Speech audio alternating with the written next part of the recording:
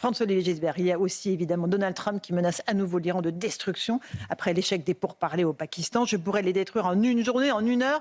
Le régime iranien, malheureusement, est toujours là. Il n'a jamais autant exécuté. 1639 personnes exécutées en 2025. C'est un record historique. Est-ce que la guerre n'a servi à rien ?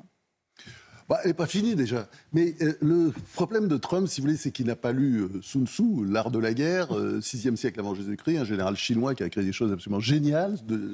D'ailleurs, Ronald Reagan, son prédécesseur, le 40e président des États-Unis, s'en était inspiré beaucoup. Et il y avait par exemple parmi ses préceptes, l'art de la guerre, c'est soumettre l'ennemi sans combattre. Ça, c'est important. Et ça, si vous voulez, c'est pas du tout...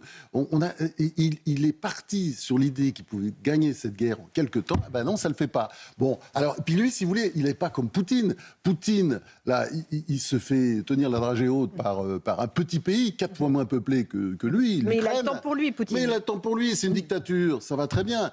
L'autre, évidemment, Trump, il a ses midterms, ses élections de mi-mandat, avec quand même un renouvellement important du Sénat, la moitié du Sénat. Et un tiers de la Chambre des représentants. Non, c'est le contraire. C'est la moitié de la Chambre des représentants et un tiers du Sénat en novembre. Et apparemment, il est parti pour les perdre. Donc il y a le temps qui compte contre lui, qui joue contre lui, contre Trump. Et puis surtout, il a eu le sentiment, parce que ça c'est l'hubris, évidemment, le narcissisme, enfin on connaît ça aussi en France avec Macron, mais qui fait qu'il a cru qu'avec la politique étrangère, il pourrait se rebecter. Et c'est pas comme ça. Aux États-Unis, vous savez bien, ils jugent sur la croissance, s'il n'y a pas de croissance. Bon, sur l'économie, sur le prix du baril de Brent. Oui, bien sûr, c'est ça qui compte. D'ailleurs, c'est vrai qu'il regarde les sondages, Trump, et il regarde aussi toujours les cours de bourse. Ça veut dire qu'il a intérêt à ressortir très vite de cette situation compliquée sur le plan militaire ou pas ? Ah oui, je pense. Je pense pas. Avant les élections de mi-terme, c'est vrai que c'est... Et ça, les Iraniens le savent.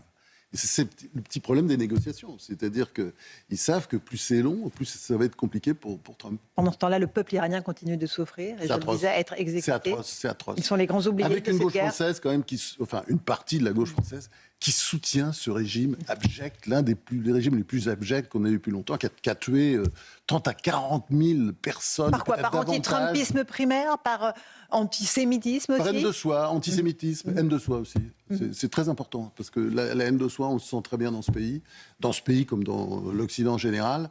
Et elle nous fait faire beaucoup de bêtises. Et peut-être qu'elle va précipiter la chute. Quand vous dites la gauche, François-Olivier Gisbert, vous parlez de qui ? De quels hommes politiques, femmes politiques ? Gauche, l'extrême gauche, mais aussi la gauche. Parce que vous voyez très bien que l'autre gauche, la gauche Olivier Faure, disons, ce sont les bourgeois de Calais. Ils sont complices, ils suivent. Enfin, c'est pas du tout... Et puis derrière, c'est Mélenchon qui mène la danse, bien sûr.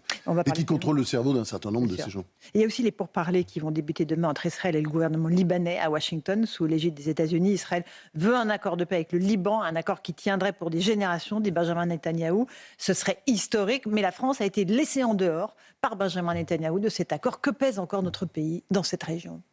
Pas grand-chose, mais on a aussi quand même, on a commis, c'est le président, c'est pas les Français, mais des erreurs terribles, c'est-à-dire on n'a jamais parlé de l'Hezbollah, on découvre la présence du Hezbollah depuis quelque temps, mais souvenez-vous des premières déclarations sur le Liban, le président de la République s'attaquait à la classe politique libanaise qui était corrompue, c'était à cause d'elle qu'il y avait tous ces problèmes. Il avait oublié l'éléphant dans la pièce, il n'avait pas vu que des gens en parlaient il y a 20 ans. Le Hezbollah, c'est vrai, c'est un pouvoir qui tient, c'est le pouvoir bis, et c'est le pouvoir en fait qui a tenu longtemps le Liban, et là qui était en train de revenir après la guerre à Gaza. Mais on sait que le Liban est très cher à son cœur, qu'Emmanuel Macron s'est rendu à de multiples reprises. Mais attends, il est cher à nos cœurs. Attendez, on est tous un peu libanais. Moi, je suis libanais aussi. C'est un pays merveilleux. Et puis les Libanais sont tous merveilleux. Bon, la France, en tout cas, subit. Mais comme les Iraniens, attention, parce que c'est exactement la même chose. Et c'est les peuples qui, évidemment, sont importants. Qui sont